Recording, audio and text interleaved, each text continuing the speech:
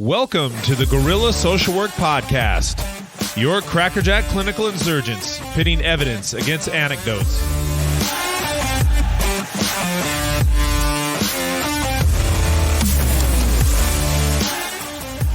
Greetings, Guerrilla Social Workers. We're thrilled to bring you another chit-chat with your hosts, Jeff Waffle of Fury Moore, and yours faithfully, Mace Warren. Jeff and I are both forensic psychotherapists that specialize in treating clients involved in the criminal justice system. We love sharing our misguided musings with all of you, and we thank you so much for your ongoing listenership. Today, the GSW crew reviews their recent attendance to the Association for the Treatment and Prevention of Sexual Abuse Conference in Los Angeles. We talk about all the presentations we heard and give you our personal takes on the conference as a whole. If you like what you hear, wait until the 5-star rating button lays down for a nap, climb to the top rope, and execute a 1.5 front flip and land on their chest. And now, on with the show.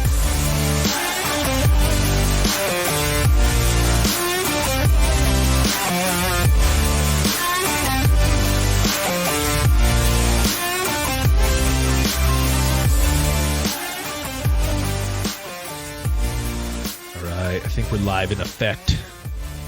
Word. Live in effect, y'all. Yeah, dude. Your daughter drew that? I know. Cool, huh? For real? Yeah. That's really good. I know. I know. They're both. I got to show you some pictures that my son drew too. They're really like all these. I just get inundated with gifts from my kids. Yeah. And they're like, "Oh, I want to see him on YouTube." I'm like, "Okay, It's awesome. we can do that, no problem." You got to block out the name and put that picture. Yeah, on. it is. Up. I mean, it is. Well, yeah. When we leave, I'll walk you up there and show you some of the pictures. He's got like a portfolio, so it's pretty cool. Nice. But hey, so dude, I was gonna I think for a future topic, we need to. I don't know what to call it.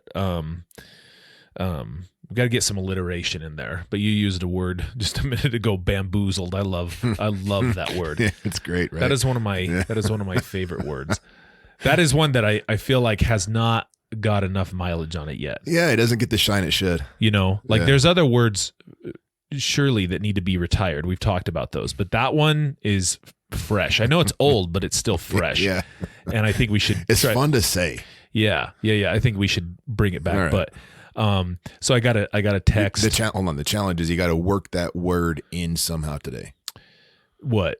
Bamboozled into our conversation. Oh, okay. Well, no, I'm saying like we should turn that into a title, a legit title of a lesson for our clients. Gotcha. Okay. Yeah. So think about what the other B or two B's would be, because bamboozled is its own alliteration when you think about it. Bamboozled. Yeah. It's got a Z in there. That's a powerful word right there. But anyway, I got like this. I got this text, and it was just a random text. In fact, here I can read it to you. All right. And I'll show you this picture too. I can show the picture to the folks. Oh wait, no, I deleted it. Dang it! I deleted it. What was it? Maybe I can find it deleted. No, I don't have any deleted messages. Anyway, it said. So it initially looked like just a wrong number, right? It said, "Hey, Michael," and I wanted to let you know that it was weird because it sounded kind of close to kind of our topic today, oddly enough. It was like, I think your breakout session was one of the best I've ever attended. But the words that were used were like sus the whole time. Like you could tell. Sus how? Like, okay, so the next one said, "Hey, Mike, this is Maria." Oh no, it said no. It says M Maria. So Mike was spelled. So Michael is Michael, right? Yeah. Now Mike, traditionally, how do you think you spell Mike? Mike. Okay, so this was spelled Mich. Okay, so, and then it said M Maria, A-M Maria, not I am Maria. You know, exclamation point. A little bit of a language barrier problem. And Maria, and it said, what do you gosh, it was asking like, what do you think about something follow up? It was basically talking to Michael to get a follow up, right? And then it sent a picture of a gal, and I mean, like, it seemed like she was way too attractive to be going to a breakout session with Michael. It was my first impression. I don't know Michael and I don't know Maria, but you getting spammed. Yeah. So I was like, oh, okay. This is clearly some kid from Nigeria messing with me. Yeah. So I indulged it for a second, and I was like, I just said, okay, maybe not. Sorry, wrong number. That's all I said. And then you sent him your credit card number? Yeah. So I sent it like my social security and the last 4 digits. Naturally. Yeah. So, and my mother's maiden name. Yeah. But no, it was funny because then it turned into sorry, wrong number. And then it's like, oh, you're such a polite person. And I said, oh, okay. And it said, most people aren't that polite these days. And then it went on to, how's your day going? And I was like, okay, let's see where this goes. So I was like, fine. And then it went to M. Maria, I am Maria, yeah. M. Maria. I live in LA. Have you ever been to LA? Do you live in LA? And I was like, it's like, nah, I live in Ogden, Utah. I was like, I was in LA recently. And she's like, what'd you think about LA? I was like, it was a real shithole. She saw making friends or winning friends and influencing people. Yeah. LOL, sorry you didn't like your stay here. And of course, maybe next time I could show you a good time. Like, oh, here we go, Yeah.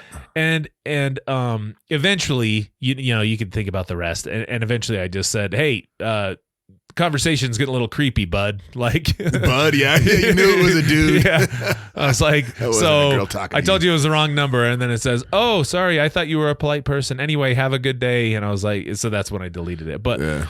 I'm just like, think how many dudes, because it wasn't like a glamour shot. It was clearly a picture of a girl who was attractive, like sitting in some little room, you know what I mean?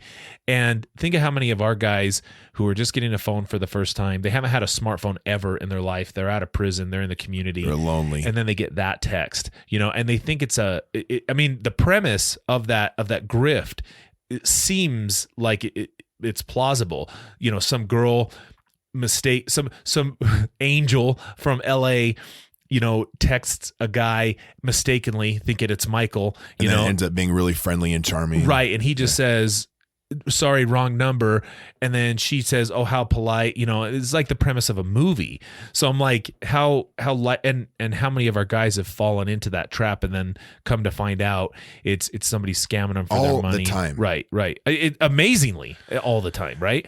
I was just as in like the last few days talking to 2 different clients of mine. They're seeing it now. They're seeing it now, and they're getting super frustrated doing like online dating and stuff because they say that a lot of times it will start out and like they've noticed a pattern. I mean, I don't know about the spam text like you got. They haven't received that, but like typical Tinder interactions, it'll start out real quick with the lovey-dovey talk and like, hey babe, that type of stuff, like way quick, really quick, like manifestations of affection, like, oh, you're not like other guys, you're different. And that to me seems obvious at that point, doesn't it?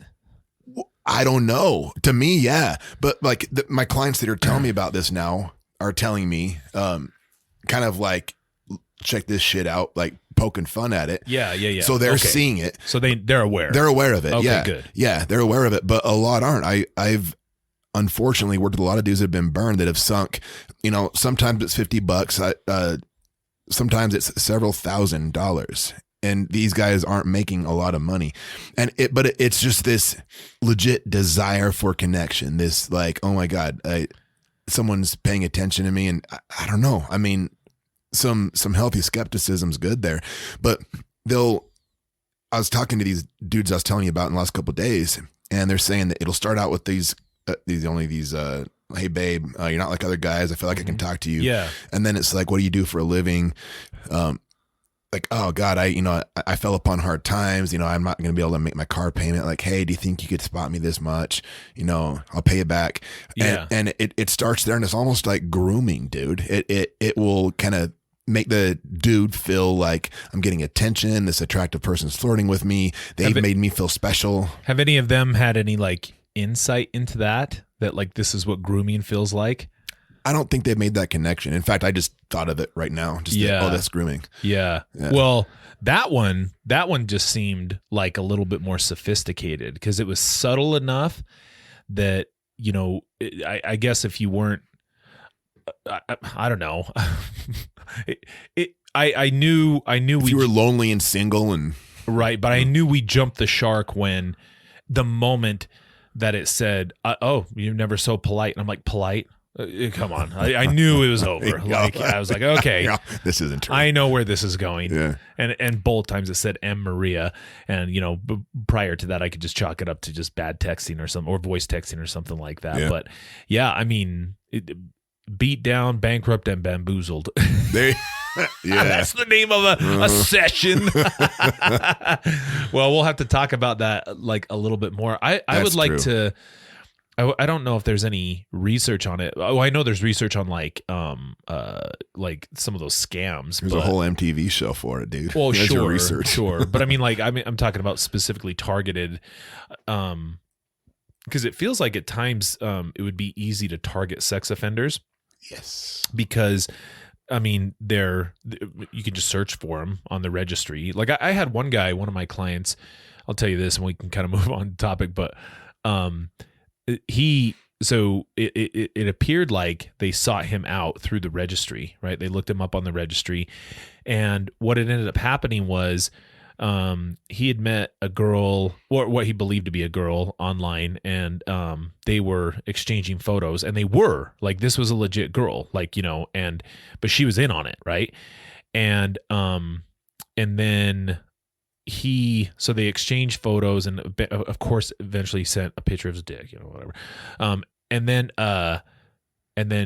her dad, quote unquote, got on there and said, "Don't you know my daughter is 16?" Which I thought that was a sus age anyway.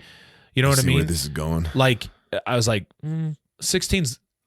I mean, in our field, a little on the older side. Yeah. I mean, 13's the sting age, right? Sad as that is to say. So what I think this was probably like maybe a boyfriend and a girlfriend, and she.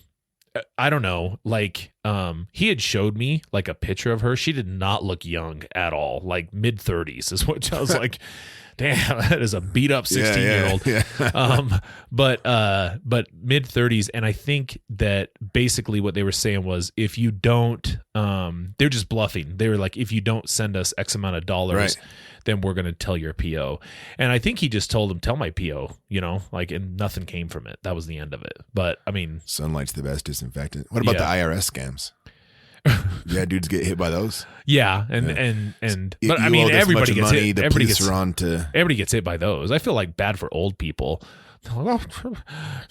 Ethel, we need to pay this. Ethel. Dude, Ethel. It's like the oldest name on planet Earth. There's like, who's the actress, that singer, Ethel Merman? That is the oldest name of all time. Name. Ethel Merman. Yeah. I always love doing that. Like it's hilarious. When I just can't remember like students' names, I'll be like, hold on, let me guess, and I'll say Ruth. It's way off. But then I love to see their reaction. I was like, ugh. I'm like, what? Poor Ruth. Jeez. Like, I say Ruth, and you have a picture in your head about that's what's happening. Like, that's what's happening. I was like, I've known some attractive Ruths in my life. Chill. It's okay. Jeez. When I think of Ethel, in my head, I see black and white photo. Yeah. I can't even picture color. Yeah. Some woman. That's funny. Yeah. Well, I guess we're going to be talking about our ATSA extravaganza, right? Yeah. They changed their name though, dude. Yeah. What is it now? It's they told us they changed it while they were in there. Let's see.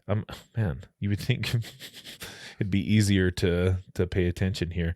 Let's just look at their landing site here. Yeah, geez, don't you think they should just have it on their? I don't know what you're looking for, homie. Me neither, dude. Yeah. Me neither. Let's go home. What here. is ATSA, Mace? Yeah, what is ATSA? What is So let's ATSA? give some listeners some context here. The This is how it changed. The Association for the Treatment and Prevention of Sexual Wow, Abuse. they're throwing a P in there. Yeah, I thought it. ATPA. Yeah, ATSA. yeah. I think it was before the Association for the Treatment. Looks like they're still keeping the acronym though. Yeah. Mm. Well, apparently, man, I've seen some crazy acronyms too. Airfield sucks. Airfield's rife with those, man. Dude, and they, yeah, for sure. And it gets like some of them don't, like you're doing the letter that's like in the middle of the word. I'm like, that doesn't count. That's not how you do it. Yeah, they do an acronym. And why does it always need to say something like, I don't know, like it can, You and I are guilty of that though. Think of all the shit we did with like Triple S and the 7 habits of highly effective clinicians or something. We didn't do the 7 Don't sue us. Yeah. Franklin Covey. Yeah, come on, Covey. Come on. Don't do it, Covey. Come on, cuz. Hey, what's up, cuz? What's up, cuz? Oh man. Yeah. No, yeah. No, that was we did 7 because it was triple S, so we had to have 7, 7, and 7. Yeah. And we just decided that it doesn't stand for anything. Yeah, we're just mad. People are like, what does triple S stand for? Like, just looks cool. Yeah, it's a cool looking logo. Yeah, that's about it. So I don't know. Overall, what'd you think about the conference? So we went to their annual conference. Yeah, explain what it is. Yeah, well, hey, let's what is ATSA besides an acronym? That's what we need to explain first. You're gonna bring me back to this? Yeah. Got lost on that webpage. Yeah, it took my breath away. Literally took my breath away. I'll read it. Okay. The Association for the Treatment and Prevention of Sexual Abuse is an international, multidisciplinary organization dedicated to making society safer by preventing sexual abuse. And it says ATSA promotes sound research, effective evidence-based practice, informed public policy, and collaborative community strategies that lead to the effective assessment, treatment, and management of individuals who have sexually abused or are at risk to abuse. So it's a conference. Holla. It's a conference. They have presenters from around the world that have done research or have something to say of value, and people like us go and learn the ropes. Pick up CEUs. Learn the ropes of sex treatment. Pick up steam. Yeah. Yeah. Here's their look at that. Live in LA. Live and die. 41st annual. Okay. Yeah. No, that was so yeah, here's what I've kind of come to learn about conferences. And I if you're a professional or student or whoever's coming and learning about this stuff, I think you have to know the function of conferences, right? Like one thing so when you go to these conferences, you basically have two different types of talks that you're going to receive. You're going to receive kind of like keynote speakers, and then you can go to like, they always have weird names for them too. You'll see in this brochure. Yeah. Planetary. Planetary. Intergalactic. Yeah. It was funny. I had to do a presentation for the university, and it was asking, I can't even remember. Was it a symposium? And I was like, I had to like call up the dean. I'm like, hey, I'm a little embarrassed here. I don't know what a symposium is. And he's all, it's just a presentation. I was like, well, we can just stick with that. I mean, I don't. Isn't that where we played basketball in high school? It's like the auditorium. Yeah. Gymnasium. So, well, I mean, so anyway, there's like keynote speakers, and then there's breakout sessions, right? Yeah, that's right. And keynote speakers, what I'd say is, okay, if you're what you ought to be looking for, this is certainly going to be hopefully something provocative, something to kind of spark your interests. But it's nothing that and I think at times it's going to expose you to potential research that maybe the keynote speaker has done that is going to give you some follow-up. A lot of this, it was kind of a mixture. I thought we had 2 keynote speakers, which were much more about like awareness building and then just kind of bringing your attention to things, maybe motivating you, giving you some inspiration towards certain things. That sounds about right. And then 2 keynote speakers that were a little bit more focused on research-oriented things and maybe exposing you to those for some potential follow-up. That's fair. And then the breakout sessions, I think those allow you to you typically get like an hour and a half, I think is the presentation time. And it just has people who are a lot of people who are in practice and or researchers who are bringing attention to some of the things that they're doing that may be new and on the come up, or something that you might be interested in, and then seeking out further information from them to maybe apply to your own practices.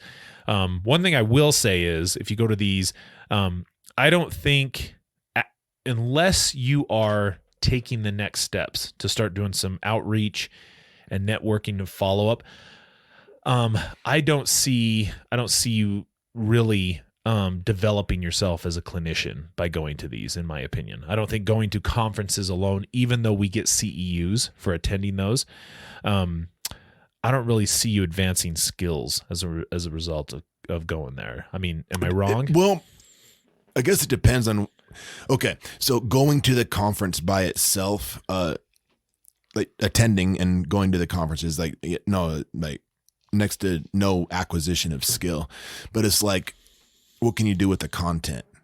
And here's what I mean. So since we've been back, I started something like Thursdays at noon in our Salt Lake office.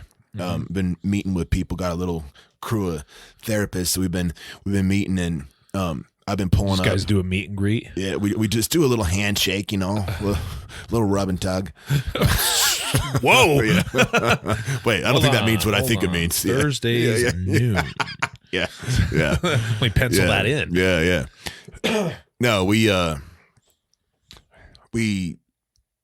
well, right now I'm kind of doing modules. So, well, maybe I'll get into the specifics later. Just to answer your question across the board, I'm taking some of what we learned and I'm trying to make it apply. Yeah, I mean, I guess what I'm saying is you have 2 avenues of how you choose to spend your money, right? I mean, so all of us are required to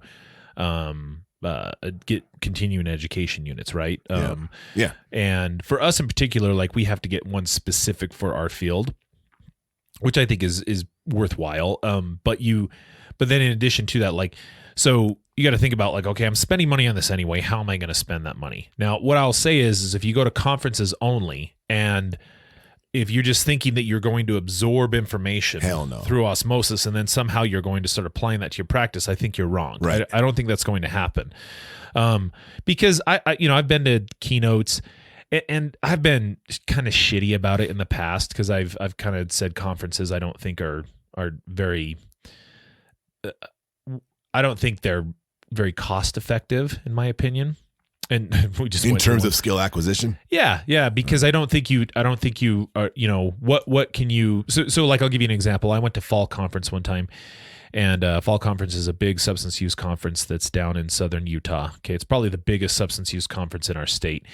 And the gal, so there's a movie called I think it was called Criminal Minds, or no, Freedom Riders. And Hilary Swank was the actress that was in that, right? And the real life person who Hilary Swank portrayed was there. The real Freedom Rider lady. I don't know who it was. Right. Or maybe it was just Hilary Swank playing her in real life at the company. Yeah. She's that good of an actor. Damn, that's talent. Yeah. She was talking, and she was just talking about the experience and how all that came about and everything. And I'm looking around me and like, I mean, she's a good speaker, obviously charismatic. I mean, they wouldn't have made a movie after her unless it happened. But I'm looking around, people are crying, just talking about bravery and shit. I don't know. I don't know. And then I kind of, I got back and I was like, what'd you think? And I was like, man, it's all right. And then they were, oh my, I just feel so, and I'm like, well, what are you going to do? What are you going to do with any of that? How can you apply that to you? Like, what did it do to help you advance your career? Now that's me being a jerk, right? Because I'm being a dick. Naturally. I know.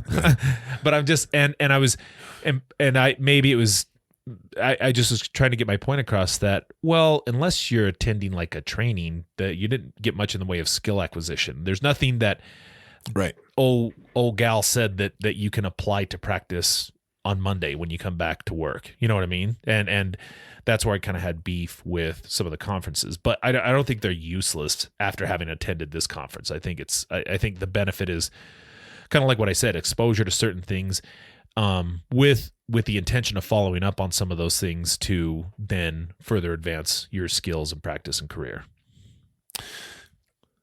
That's a big piece of how you kind of sold me on when you first introduced the CBISO idea before we even went to Cincinnati, is because you had some comments about process groups and how you can attend a process group and it can be powerful and moving, and there's like there can be like some emotional exchange, and at the end of it people feel uplifted and happy, but like what was actually gained in terms of like applicability and skill acquisition, and what do you actually do with it?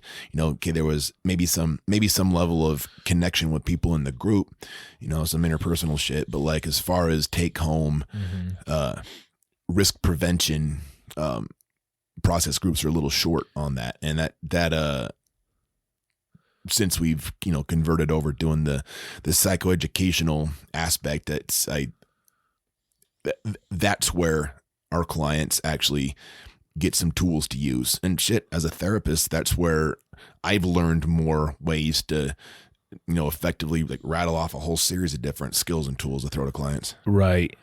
No, I and I think too, like that's super crucial for it's funny because like super crucial for our clients' advancement, but not only that, like as a clinician, one of the things that you should be interested in is not necessarily, I think it's foolish as a clinician to only look at the numbers on your paycheck as a metric of the value of where you work. Like the value of where you work should also be defined by a few other things, like a couple things in terms of like how you start to place value in your work is, number one, of course, how much money I make because I got to pay the bills, right? But also flexibility, huge deal. Like me being able to kind of define my schedule when I come in, when I go out, how I do those things, how I'm going to integrate my work into my life and balance that. Like that whole, everybody talks about work-life balance and all the other stuff, and they, falls into that whole myth that I don't believe in, burnout. I just think burnout is a side effect of your career not advancing, right? And and you not feeling like you're advancing. So the real question is okay, well, yeah, do I get that? But then also you have to ask, okay, is this agency advancing my career? And part of that requires that the agency may not pay you as much, but they also are investing in evidence-based practices to advance your career and to train you in those things long term. Like one of the things that we've done is we've become trainers in that, so we can train our clinicians in that. And like we're on track to become trainers in a whole bunch of other ones, but it takes, we have to do them for like a year, and then we can be trained as trainers, and it's a huge, it's a lot of work to get to that point, right? So I think as you're looking at those things, like I've always looked at some of the research on like client change, and it's funny, excuse me, some of the stuff that they cite, because they say,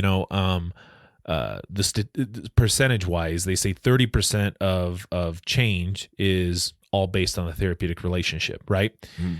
As if that doesn't also have an evidence-based practice attached to it, right? It's like, well, evidence-based practice has nothing to do with it. 30% of the change is all about change. And I'm like, or the relationship rather. And I'm like, well, yeah, but how do you think those relationships are formed? Yes.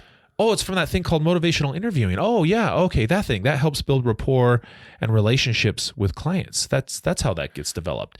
And even the researchers will say that the relationship is necessary, but it's not sufficient to change, right?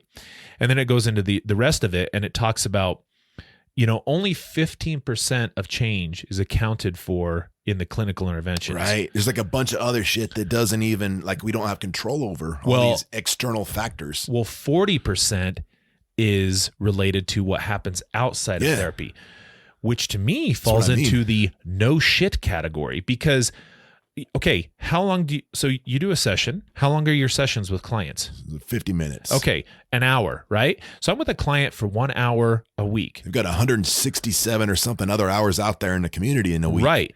And my whole purpose in having you in my session and in my group is that I teach you a skill that then you can take into your daily living. So yes, of course, most of the change should be happening outside of the clinical intervention. Like they should be practically applying those skills outside of there. Not just simply, there's changes going on in their lifestyle as a result of them having clinical interventions. Like one is leading to the other. So that's the whole thing. To say that this 40% of what was happening outside of this was in a vacuum. Why are they in therapy then in the first place? So like, we teach them some skills and tactics to improve their emotional regulation and their problem solving, which makes them more employable. They get a higher paying job, land a great job. Now they can afford a better place to live. Sure. Boom. Residence and employment are filled in. Right. That's what I'm saying. Like you're, and that's just one example, but I mean like their lifestyles are changing as a result of those things. But of course that's happening outside of clinical intervention. Yeah. Like they shouldn't be happening. Essentially, all we're trying to do is help them become their own therapists anyway. That's what we're trying to move on. I was looking at that statistic wrong. Maybe I think I was looking at it like the things outside of therapy are things outside of any influence or control that we have. Maybe outside of direct control, but we directly influence all that stuff. Oh, of course. Yeah, of course. I think it's an erroneously presented. That is, like percentage. Right. I just don't think that's right as far as those things go. But well, that's what Prescott was talking about in his. So that's what I've been talking about with my crew on Thursdays at noon. Is that the whole concept of the therapeutic relationship? Because what it talked about, this is what kind of got my attention, is that it brings up the Dunning-Kruger shit, dude. It basically says that therapists grossly overestimate their competence in their ability to deliver treatment, and they overestimate their efficacy. They overestimate all that stuff. And the crazy thing is that through career longevity, as therapists, our confidence increases the deeper we get into our career, but our competence does not. And it said that 1 year after graduation is where most therapists are at their peak, and it just kind of maintains and plateaus from there. But we think we're getting better and we're not. And experience, trainings, ATSA, all that stuff by itself doesn't move the needle. The thing that it talked about, and this is what I'm curious what you have to think, if you remember from Prescott's thing, says that like the thing that matters within the therapeutic relationship that actually generates improvement is getting feedback from clients and then directly taking the feedback we get from clients and tailoring it and individualizing it to the client. And so we have to create an atmosphere to where, and this is tough with court-ordered clients, but we have to create an atmosphere to where we're asking maybe some measurable questions, things that are directly related to development. And I stole some of those from Prescott because he did like a kind of a Likert scale for a few different factors. But then to like, it was something like therapists that asked for client feedback on session number 1 had like 40% better retention in scheduling follow-up sessions. And then down the road, I don't remember the percent, but it was like a significant increase in efficacy. And that's the thing is like, I don't know how often I've really asked the client. I mean, I do. I would say maybe once every few months, I might ask the client, hey, like, how do you feel like that went? Yeah. I don't do it often, but apparently that's like the thing that actually makes a big difference. I'm trying to look for the title of his session. This was on Friday, the 28th. Does that sound right? I think that would have been on a Thursday, dude. Thursday? Yeah, I think that was on a Thursday. Was when we went to go see him. Yeah. Is David Prescott? It was in the afternoon. Oh, okay. Oh yeah. It wasn't there. It was somewhere along this way. Let's see here. It was like, yeah, somewhere around right here. Harmful community treatment, social management teams. No, let's see. No, new meta-analysis risks. This is bad TV, man. I know. Yeah. Well, I was gonna go through each one of these and try to find out which one we went, but like you jumped ahead and ruined my whole plan. Yeah. So yeah, sorry, man. No, it's all good. No, I mean, so while I look for this, one thing I would say on this is, I could do the Control F. Yeah, feature. I was just gonna say. When I was thinking about, like as far as like advancing your own, like your own career, yeah, of course. Like, I think part of the thing that I got from his presentation was an exercise in humility is probably the most important feature that a clinician can have. Not confidence, Right. and not like, and yeah, I think that whole idea that you've been in the field for X amount of years, to some degree that matters depending on who you are, other times, I don't care if you've been in it. What have you been doing while you've been in the field? Right. It's just like, it's a matter of just existing, clocking in, day out. Like, right. Cool. Right. So the title of his research or his presentation is, what do we really know about professional development? How can we get better at our work? And this was from David Prescott, LICSW. I wonder what that means. I want to get that I. That's an extra initial. Yeah. Instant credibility. That was probably, I have to look at him again, but that might have been my favorite presentation as far as like. Well, Prescott's a good presenter anyway. And he's funny, you know, in a very just charming and subtle way, you know what I mean? So he does, but I think that he presents it in a easy to consume fashion too. So, dude, by the way, one thing that I noticed across the board, with the exception of that one dude with the long hair, everybody needs to watch a few YouTube videos on PowerPoint presentations, because those were the worst things I've ever seen. Like, I mean, like I was like, damn, these are I can't horrible. I can't talk. I'm not the PowerPoint king myself, but yeah, I felt at home. Yeah. I'm just saying, like, if you're going to use visual aids, which is fine. I think it keeps everybody on track, gives them something. I'm a visual learner. I don't even know what that means. I don't know what. So is everybody. Yeah. Dude. I love visual. I'm like, wait, what? I remember somebody told me that one time, and they're like, because I gave step-by-step instructions on something. And they're like, can we turn this into a flow chart? I'm more of a visual learner. I'm like, get out of my class. So then it wasn't a class. This was a clinician that I was supervising. So then I did turn it into a flow chart, and the flow chart was super confusing. They had and they're like, well, I mean, blah, blah. I'm like, oh my gosh, like it's just learn. Yeah, I love just get this. It literally information says in your head. step 1, step 2, step like that. I mean, it's Legos. Yeah. But no, I agree. So how do you feel like those groups have been going so far? From my perception, because my ego gets to be in play really well. A couple. Oh, so you're doing it right now. Yeah. You're doing it right now. You're saying how good you are, and you're not even that good. Basically. Yeah. That's one of the things I acknowledged. I was like, I'm probably guilty of this. I probably suck at this, but. Well, here's what I did. So I'm putting my money where my mouth is. Yeah. I pulled the surveys that Prescott put in his PowerPoints, the client surveys, and I've handed those out to like 5 or 6 of my clients. Yeah. And I haven't received them back yet. But I had to kind of prep them. I was like, look, say whatever you want, 100%. It won't be held over your head. Roast me. Yeah. Say whatever you want. And so we'll see what happens. When did you give them to him? This last week. Oh, okay. So yeah, I should start getting them this next week. So get ready. Yeah.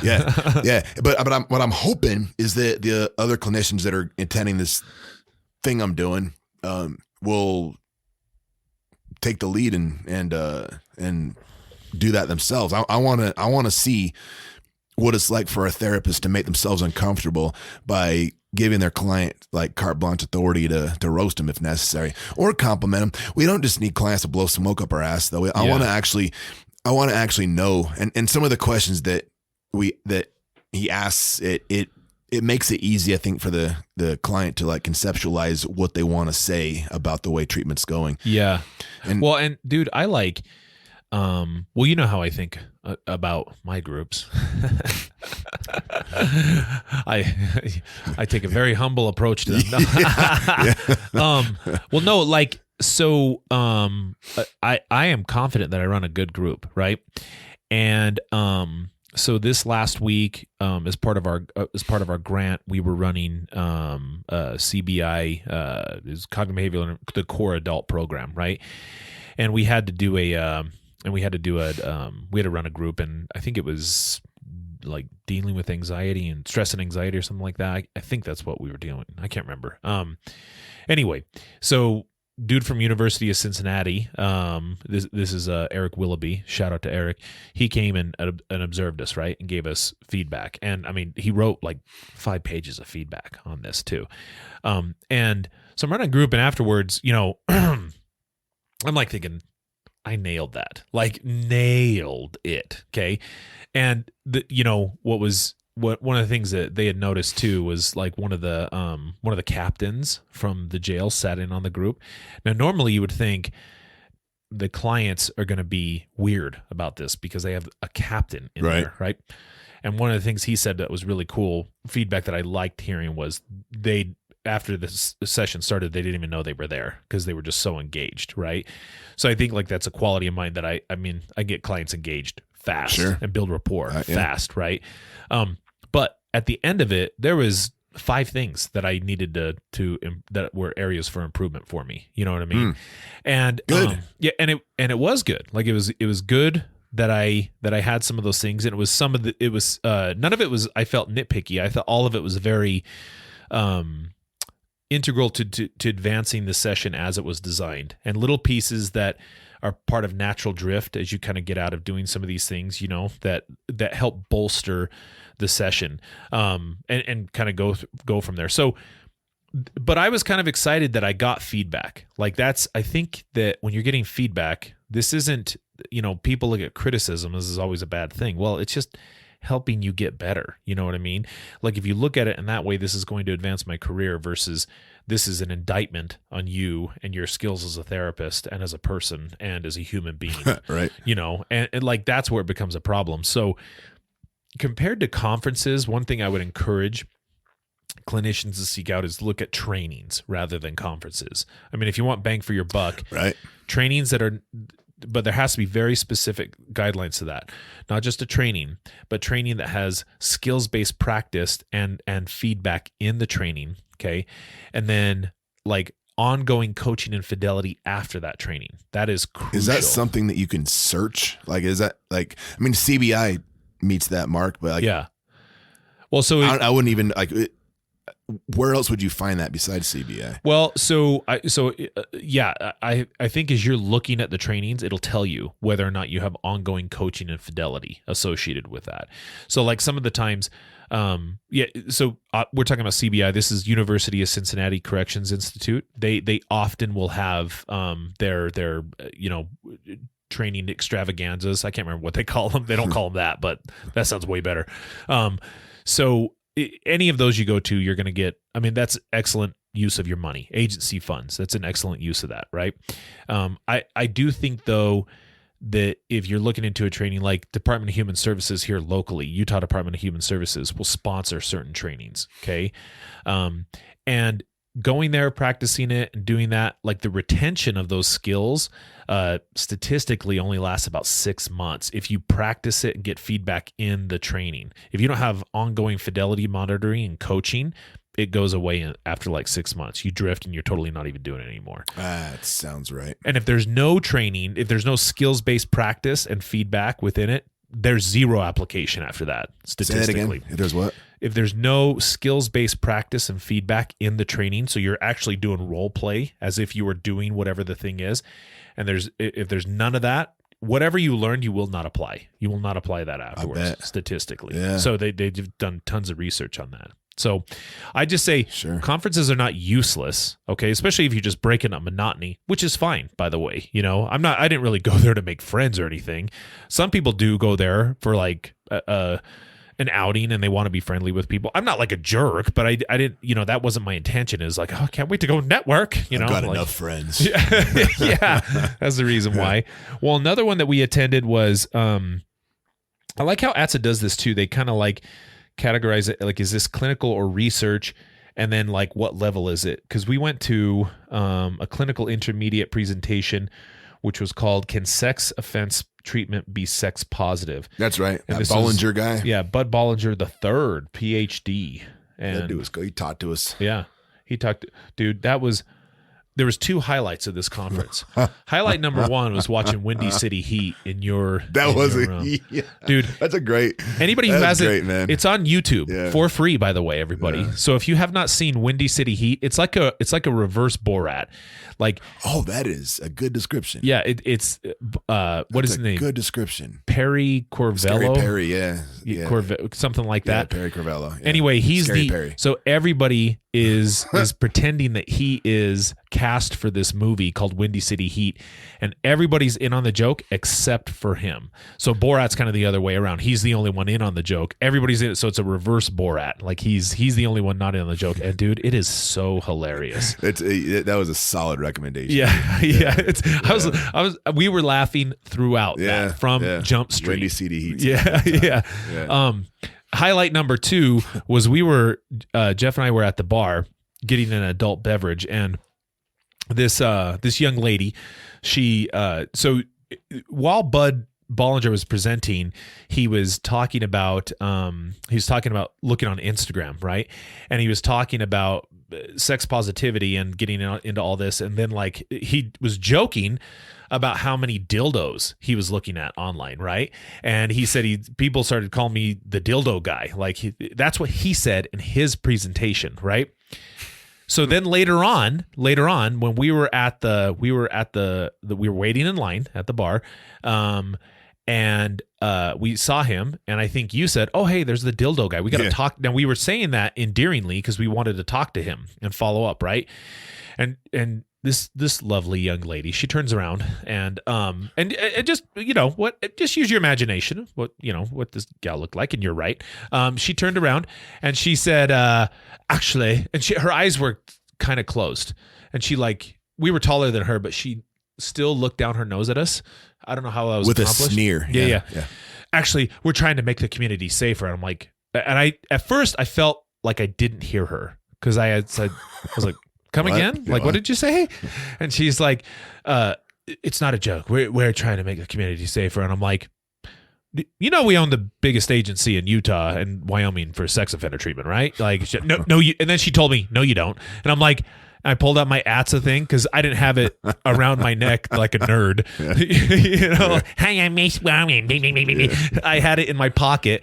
I'm like, we're going to the same conference as you. We're sex offender therapists. We've been doing this since 2008, lady. And she's like, wow, I feel really embarrassed. I'm like, yeah, you should be. Like, and then homeboy came over and started talking to us, and then like her friend was right there, and I'm like, oh, dude, you have to feel so dumb right now. Like, you have to feel so dumb. I can feel her cringe. Yeah. But that guy, I thought he did a pretty good job. One thing that I kind of appreciated, and I thought about this for a while, was like, trying to, I don't know, project what we believe to be like sexually moral or normative, onto clients. I don't know how helpful that is.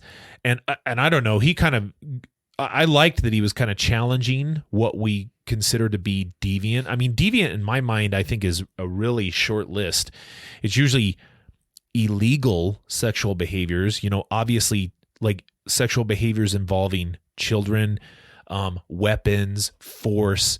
And then, if if your sexual offense was associated with like some sort of paraphilia, like voyeurism or exhibitionism, I mean, you can do those in a legal way, but if that was your crime, I don't know if you ought to be reinforcing it like emotionally and cognitively by continuing to do that. You know what I mean? Right. But I don't know. I've kind of struggled with like people categorizing like S&M as deviant. Okay. Like, not that I'm into it. I mean, yeah, I'm pretty prudish when it comes to like sexual stuff, but like, I don't know. When it comes to those, I remember my client bringing to me a waiver about going into a sex dungeon before. Yeah. And I was like, and I read through it with him because he was trying to get dungeons. permission to go, which obviously he didn't. Like a permission slip.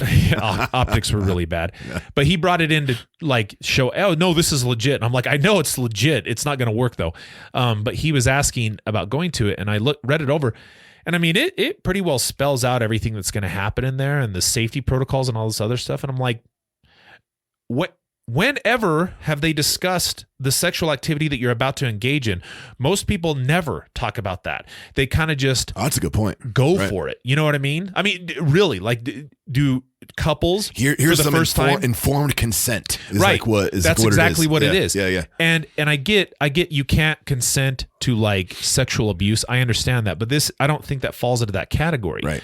I mean, you know, it's not abuse. well, no, Yeah. everybody's consenting to it, and I don't know. Like people are like, well, there's pain involved. And I'm like, so what? Yeah. I mean, I don't know. I mean, that makes it bad. That makes it what?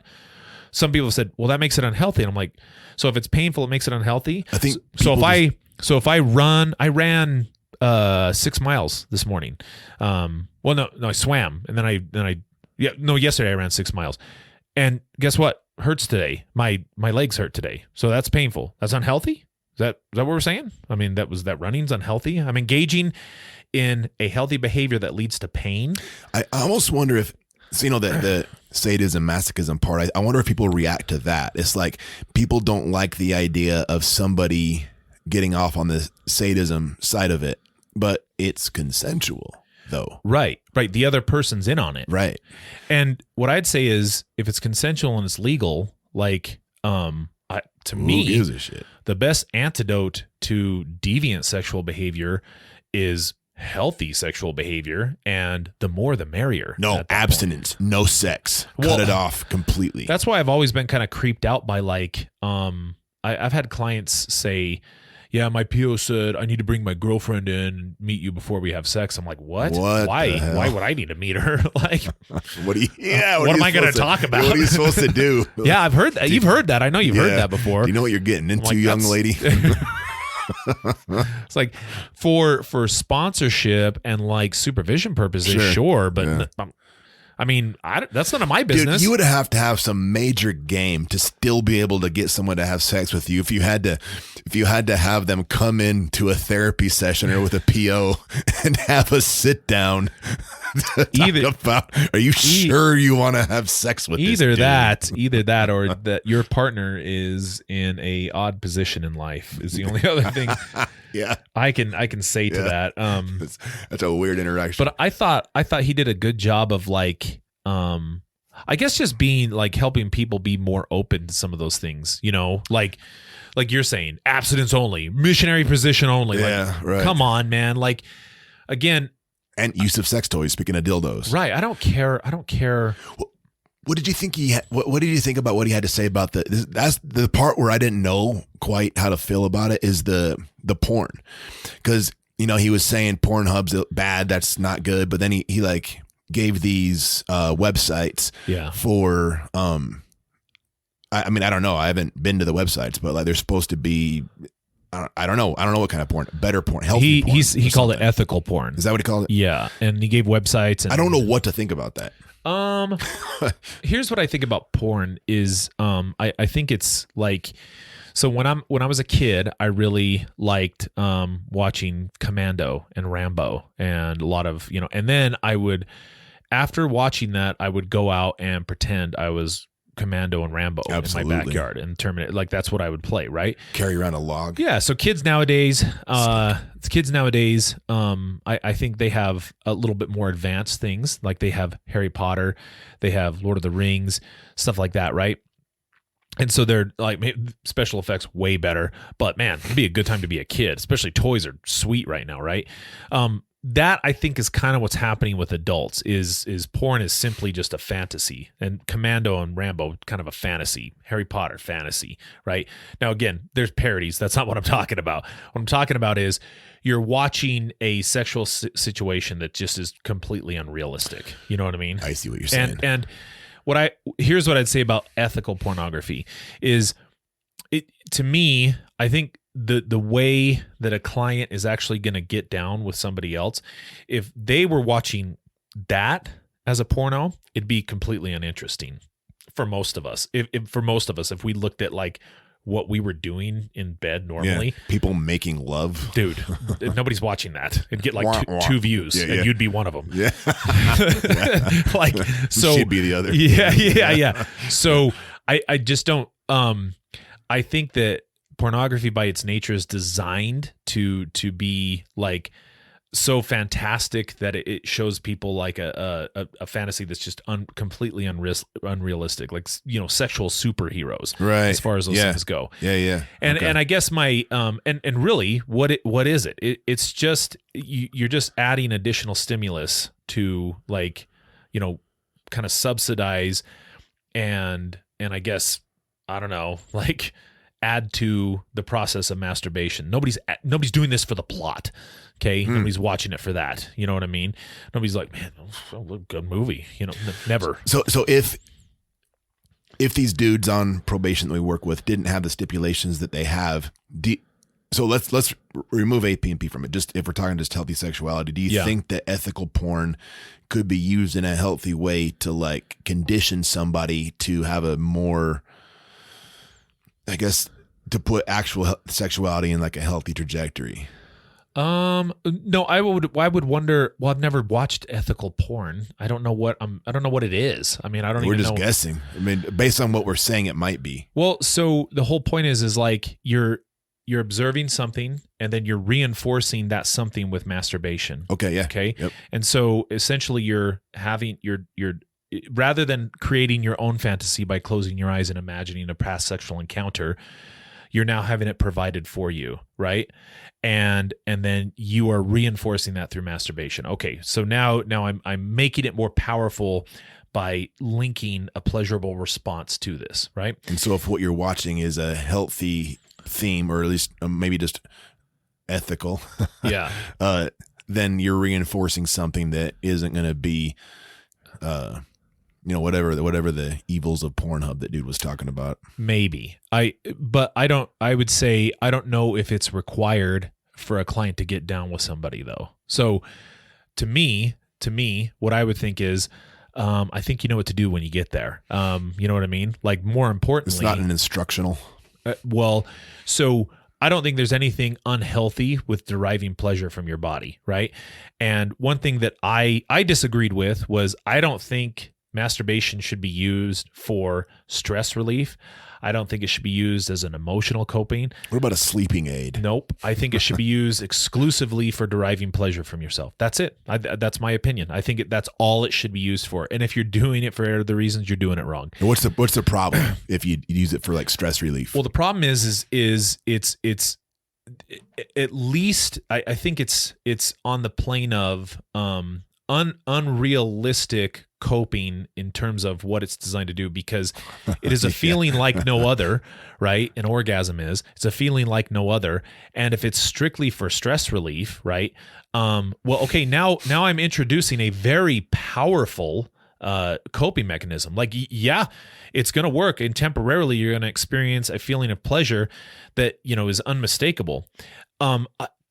I don't know if you've actually solved the problem that led to the stress in the first place, right? Sure. So if I'm stressed out because of something, like, let's say I get a notice in the mail that says, hey, in 30 days we're turning your lights off. If you don't, you're past due. You start furiously masturbating. And I have a panic attack about it, but then, or if I'm stressed out about it, and then I take an Ativan or something, and then I calm right down. Okay, now I'm calm. Okay. Okay, did that Ativan pay the bill? Sure didn't. Well, and look, I don't think there's anything wrong with experiencing some worry and stress related to that bill. So yeah, if I'm like, fuck, I'm stressed out, and then I start, masturbating to relieve With myself. the bill in one hand, your junk in the other. Yeah. Just, Weird.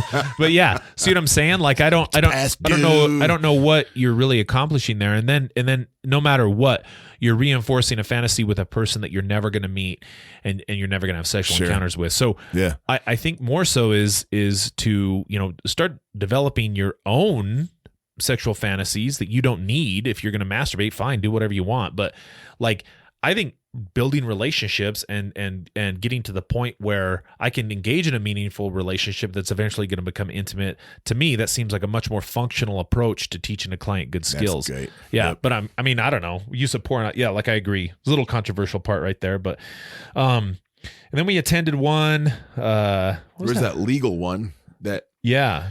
Yeah. I mean, not a ton to say on that, other than that the attorney work product aspect of it is that eases my anxiety quite a bit about doing risk assessments with someone that hasn't been convicted. That was really good for if you did not know much about like the legal side of these things in terms of, it was called Legal Aspects and Clinical Assessment and Treatment. And this was Moss Aubrey, PhD, Lori Kepris, PhD, and Shoshana Must, PhD. These were just issues working with attorneys. I thought they were that was a really good session. I liked it. Yeah, they did a good job. It's always weird when one person has a microphone and the other ones don't, though. It's always like, I think it was the Kepros lady. She didn't need a mic. She just put it out there. Yeah, she went for it. Yeah. The other one was, this was we got to one that was kind of a lull. We looked at everything and we didn't really have anything to attend, so we attended one. I thought it was okay. If you remember it. This was what was it? It was incorporating touch.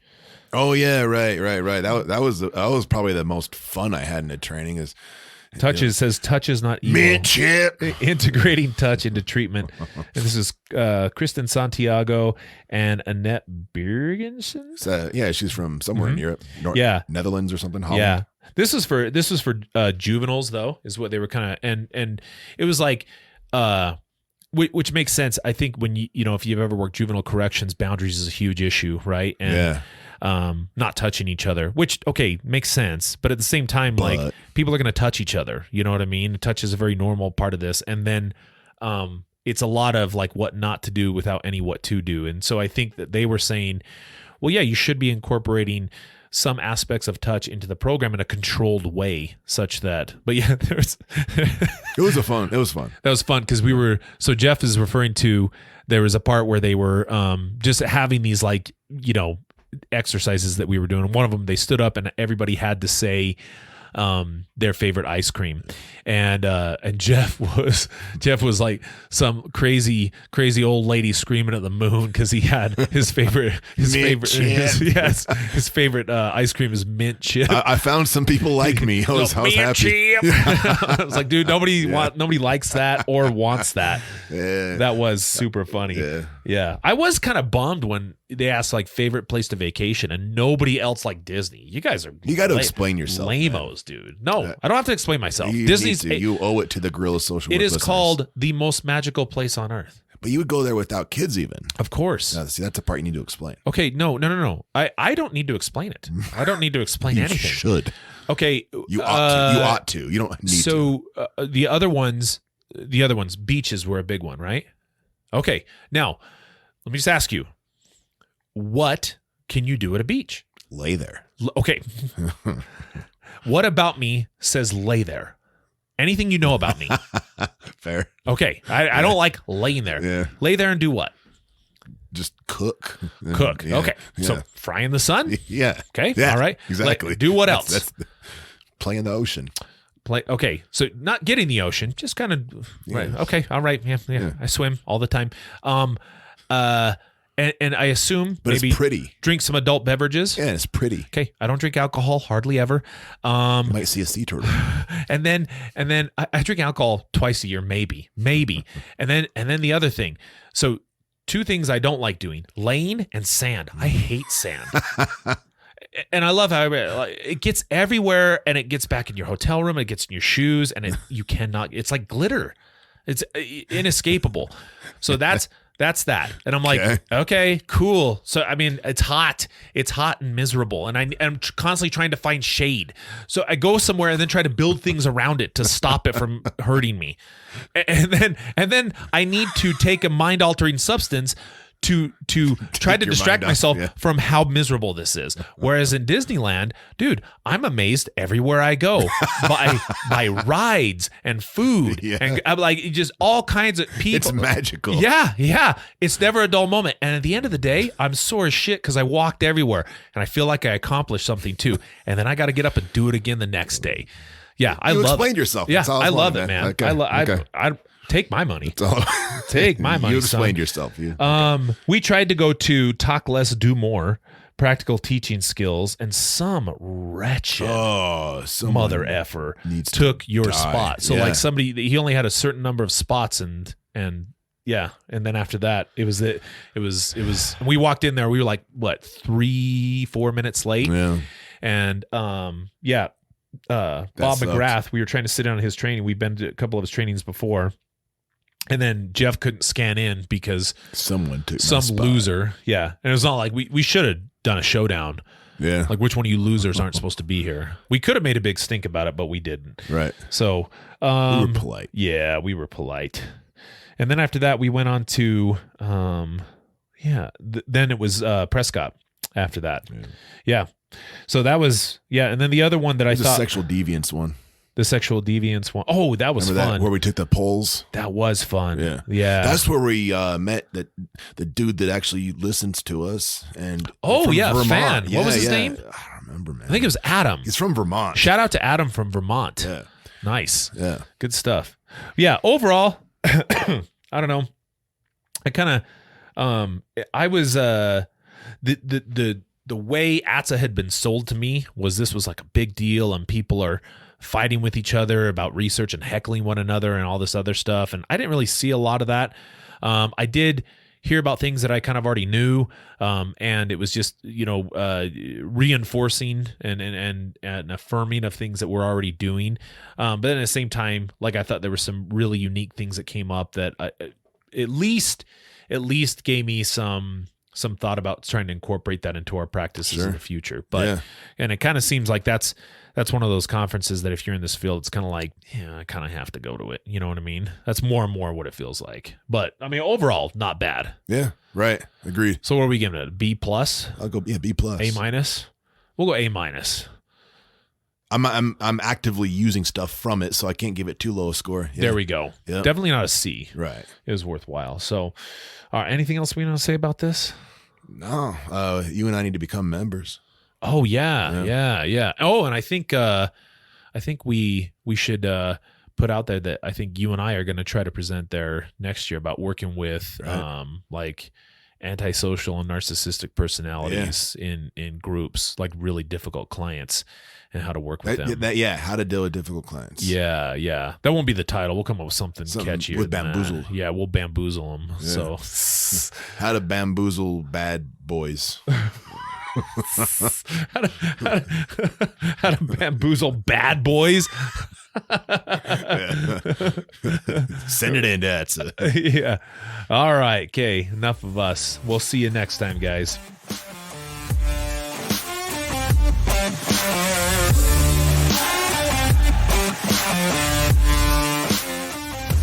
And that about does it for this episode of the Gorilla Social Work Podcast. If you like what you hear, wait until the 5-star rating button lays down for a nap, climb to the top rope, and execute a 1.5 front flip and land on their chest. You can find us on Apple Podcasts, Spotify, Amazon Music, YouTube, or wherever you listen to podcasts. Please help us grow by subscribing and sharing with a friend. We'd like to stay and chat longer, but we're lying. Good night.